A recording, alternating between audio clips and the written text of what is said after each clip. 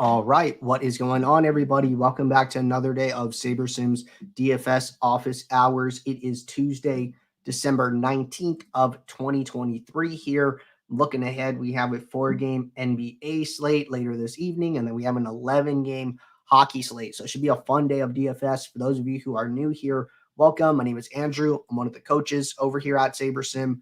This is a show where we go over how to use the SaberSim app, answer any and all DFS related questions. You get your questions in one of three ways. First off, send us an email, support@sabersim.com. Second, post it live in the YouTube chat.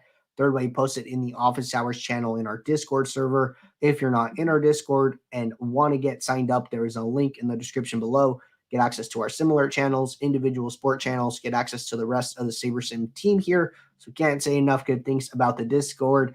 Still feeling a little sick here, but definitely feeling better than yesterday. So appreciate you guys sticking it out with me here. I know I'm not working at full capacity here. So before we get started, want to let you guys know about our weekly max challenge. It's a promotion/giveaway we do during the NFL season here. You guys probably heard me talk about it plenty of times here, but we have new people joining SaberSim each and every day, so there's still time to get in on the giveaway here. All you got to do is follow these eligibility requirements down here on the bottom. Use this green enter the challenge button. It's completely free to enter, get access to weekly prizes, and then season-long prizes if you have been participating for a little while here. So get in on the action on DraftKings, and then we have an owner's box version as well. But with that said, we're going to jump right in here. Going to start with questions that came in the Discord first, and then we will be doing so for then we will jump over to the live YouTube chat. All right. Question here. I don't know exactly what this is.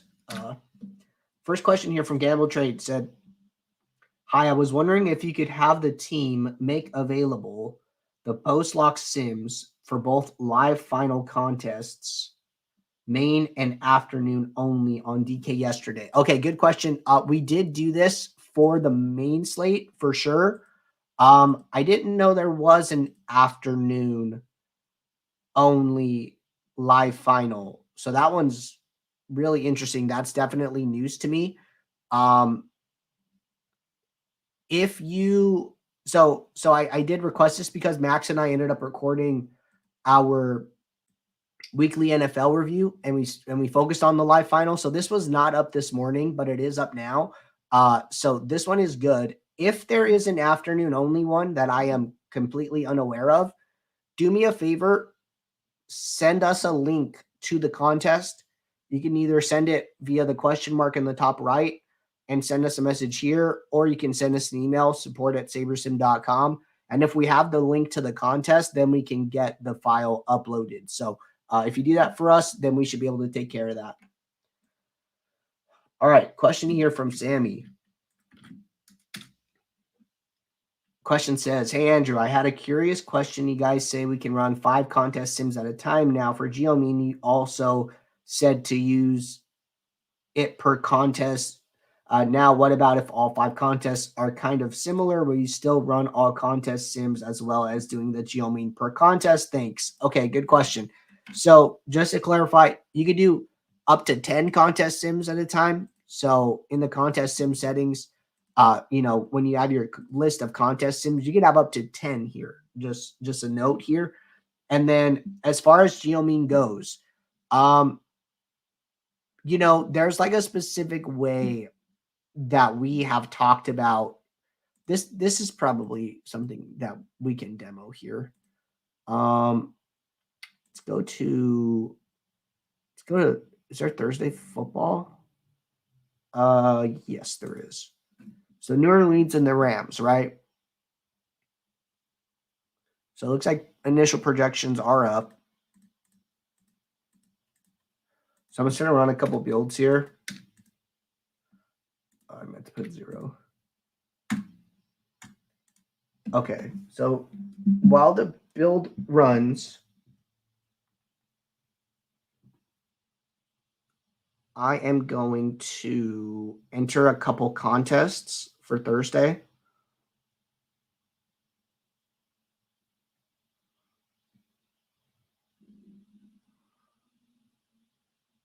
Thursday.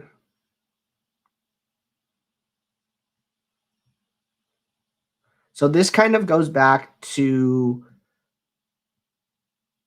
the way that you enter contests with multiple contest sims is basically like the same thing here. But all we're going to do is we're just going to add a geomean filter to that process. So I just entered a couple contests. So I'm just going to grab my file, bring it in, go back to my build. So I have my lineups, right? They're both single entries. So let's say that I created 2 contest sims, right? Contest sim 1, contest sim 2. Now let's say that, I run these, right? So then once these are run, let's say that these are 2 different geomeans, right? So then what I want to do here is go and put a geomean for contest 1. So I'm say show lineups with geomean less than, and I don't know, we'll say 21, right? So maybe for contest 1, I do my geomean calculation and it comes out to 21 is the value, right? So then I put in my filter, I set my number of lineups to 1 because I have 2 single entries, right? 2 single entries. And then I would go to my sorting method for contest sim 1. I would go to risk adjusted ROI. Boom. This is my lineup with my geomean filter and sorted by the correct contest sim. I would save it to the one contest, hit save. And then I would come back here. And then what I would do is change my sorting method to contest sim 2 risk adjusted ROI. I would update my filter. So if this value is different, maybe it's smaller now, maybe it's 19, then I would just change the filter. I'm still sorted by the risk adjusted ROI. Then now I go to save. I change the contest to contest 2. I hit save. And then now I have successfully used 2 different geomeans and 2 different contest sims for 2 different contests when trying to fill. So that is ultimately the process that I would do. So you're still using the 2 different contest sims. You're just changing that geomean for each contest each time. So that's probably like the absolute best way to do it. Okay. Next question here from Jim. Okay, question says, just checking in. I was doing well with SaberSim on NBA for a few weeks, but recently started to just flatten out. I have the max plan with the sim and play on FanDuel. I max out the 155 cent and usually do 28 to 30 for the 25 cent, as well as do some 20 max $3 or less and sprinkle in some single entries. I run the sims and then do the 4 to 5 uniques. It looks like I usually end up with random very high exposures with leverage being positive 30 to 40. But then when I try to adjust, I can't reach exposures. I'm just curious if there is any adjustments you can think of I should be adding to getting rid of in my process. Okay, so good question here. So basically what's happening is that what this person is describing is that they're saying, hey, I'm running my build, I'm not doing too much, I'm using a lot of mini uniques, but even when I do that, I'm still getting very high leverages. And when I try to adjust them, I'm running into a can't meet exposures message. Am I doing something wrong? What should I do from there? So the answer is that you should rebuild your lineups.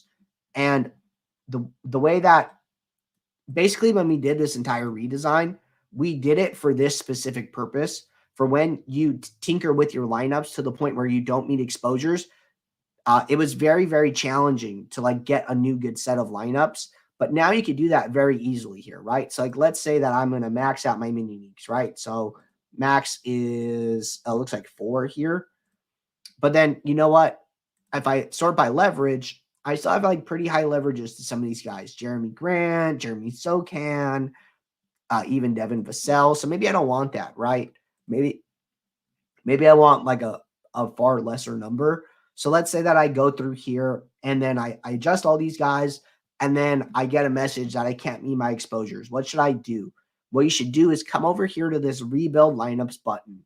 And then when you do this, what it's going to do is any changes that you made to min and max exposures, it's going to take those into account in the initial lineup building process to make sure that you are not so highly leveraged on these guys.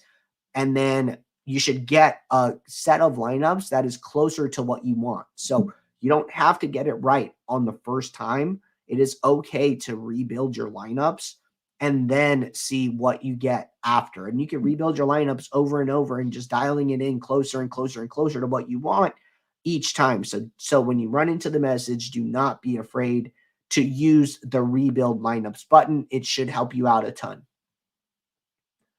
Okay, good question there. Next question from Guy Will Gamble. Generally, how would you recommend playing multiple sports that start around the same time using SaberSim, NHL, and NBA?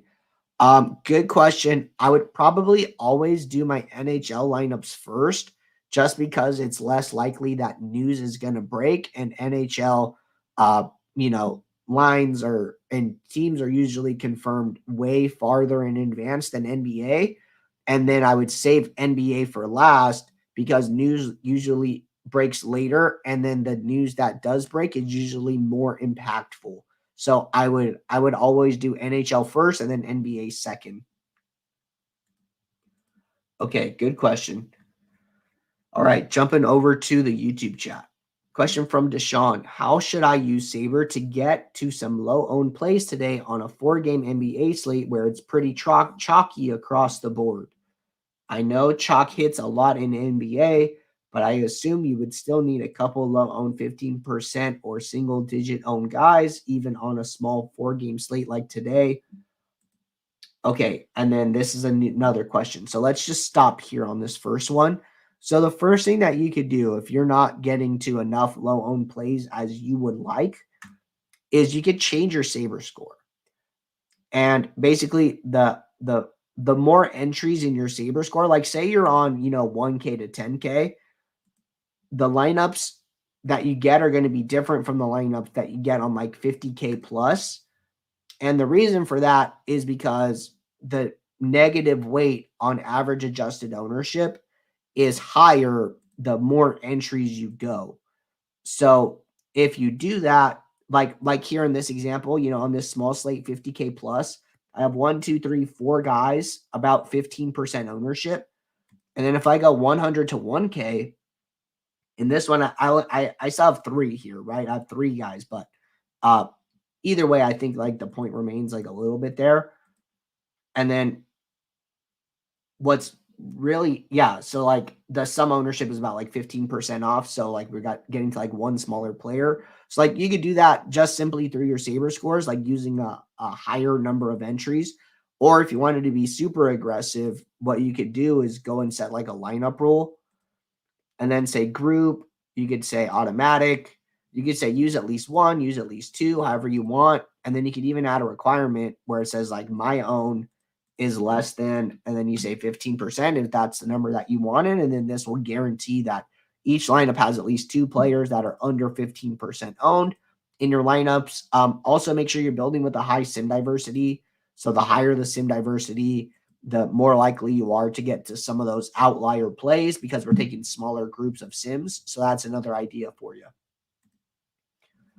Also, how does the random unique rank and exact work when trying to fill your contest? Do you use a specific one all the time when filling your contest out? For example, you save the lineups, then use unique rank for all your contests. Is that a good idea? Okay, so we do have a good tutorial on this. If you go to our support library via the help option in the top right, frequently asked questions, go to fill method. And then this, what do the different fill methods do? This is a great video that describes them all. So I'm going to drop that in the chat for anybody who wants to check that out. And then just since I have an entries file here, I can walk through it a little bit. So let's say that, I have 2 lineups. So I go to save to my contest. Oh, I did it for NFL, I think. I think I did it for Saturday. My slates. No. NFL. Saturday. Pretty sure I did it for this one. Maybe I did it for Thursday. Ah, there you are. Okay, so let's say that I have 2 lineups, right? And you can see I have 2 contests. So what unique rank does, it's going to put contest lineup rank 1 into the top contest, and then it's going to put lineup rank 2 into the second contest. Now you could change the order with this little drag and drop feature. If one matters more than another to you, you can drag them up and down. If you have a big list, you can put these in the exact order that you want and then use unique rank. That's an option. Use unique random. Lineup 1 could go into lineup 2. Lineup 2 could go into contest 1. So it will randomly assign your 2 lineups into your 2 contests. However, it will not duplicate the lineup until all of the lineups have been used. So if I had like a third contest and I only had 2 lineups, it would make sure that each lineup gets used at least once before using a lineup again. So that is how unique random works. What rank will do, even if I have 2 lineups selected and I use rank fill, it will put lineup 1 into the first one and then lineup 1 again into the second one, where basically lineup 2 never gets used in that example. What exact does, it looks at the number of my lineups and then it only fills contests that match this number. So because this lineup number is 2, if I used it, it would not fill either of these because the entries in these are both 1. So that is how exact works. But that video I dropped is a very good summary as well. Okay, Noah said, for NBA with a small slate like today in SaberSim, can you rank by stacks, as in filter by stacks and best ranks within it? I mean, stacking isn't like super important in NBA, even on like a 4-game slate. So I don't know if I love this idea.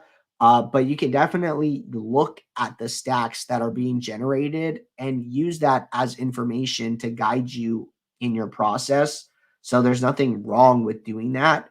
I just think that basing your lineup strictly off of stacks is not the best way to go.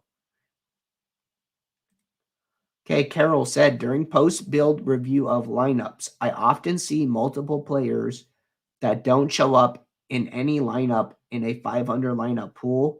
These players are typically highly projected and / or decent value. What is behind the omissions? Trying to understand how SaberSim thinks about these players. I mean, this is like kind of a hard question to answer without like a very specific example. I think that one of the best things that you can do in general is that when you're building your own lineups, include a step in your process where you inversely sort by leverage. And by doing that, you're going to be viewing those omissions. So like, yeah, I'm sorting by positive leverage right now. These are the players that I am taking a stand on. You also want to understand the players that you're taking a stand against. So by clicking leverage again, the arrow is going to point up. Now it's going to tell you, hey, these players have an ownership and you're basically not playing them. So by doing this, you're helping yourself to make a conscious decision to fade these players. So I have one lineup with Doug McDermott at 5% exposure in my set. Well, he's expected to be about 31% owned. So we're taking a pretty big stand against him with negative 25% leverage. Now, this is an opportunity for me to review this and say, hey, do I agree with this stand? Something that stands out to me here is that his pool ownership is very, very low as well. So there aren't even a lot of lineups with him in it. So I'm okay with this stand. Now, Devin Booker, for example, 20% owned. He's in about 6% of my pool, but none of my top 20. You know, I wouldn't be opposed to including some more lineups with Devin Booker since he's in a fair number of lineups in my pool. But inversely sorting by leverage might be the missing piece to your process to help you out here. Okay, scrolling down here from Noah. Hey, Andrew, I have found that somebody with a very long name, and Zach Collins are showing up together in every lineup, it feels like. Can you show what lines would look like without both of them? So the easiest way to do something like that would just do a rule where if there are like two players that you don't want to see together, then you just do a group manual rule and you say use no more than one. It looks like it's Mamu, Sandro, 62% ownership, and then Collins, 67% ownership. So the thing with them is like, their ownership is just like so high that that's probably why you're seeing them. But you could do this rule and then you could use some type of favorite, right? So like maybe you only want, maybe you're playing 20 lineups and you're okay with half of your lineups having both of them, but then maybe you want the other half to not.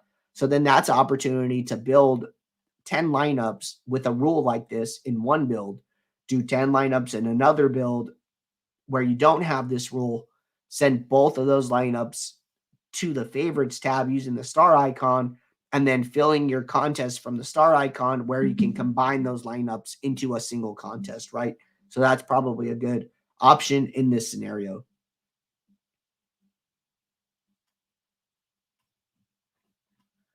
Okay, question from Carrington. Do you ever use match exposure to match ownership to exposures? What are the pros and cons of that feature? I'm learning that when I add to my own min max, I may be doing too much. Personally, I don't do that. The only time I ever do it is when I'm creating a custom field, is like the only time I would imagine doing it. I don't love the idea of like forcing players into my lineup, especially with min exposures. I think it like gets kind of weird, but it can be useful if you want to like stay within a certain leverage bound, but I don't love it, right? So it's not something I would like recommend you use. Okay, looks like we're all caught up on questions in both the Discord and the Office Hours channel. Appreciate you guys. I'm going to be getting better little by little here all week, so I promise to make the show more enjoyable for you guys as the week goes on here. But until tomorrow, I will see you all. Thanks. Catch you guys 2 p.m. Eastern tomorrow. Take care. Bye.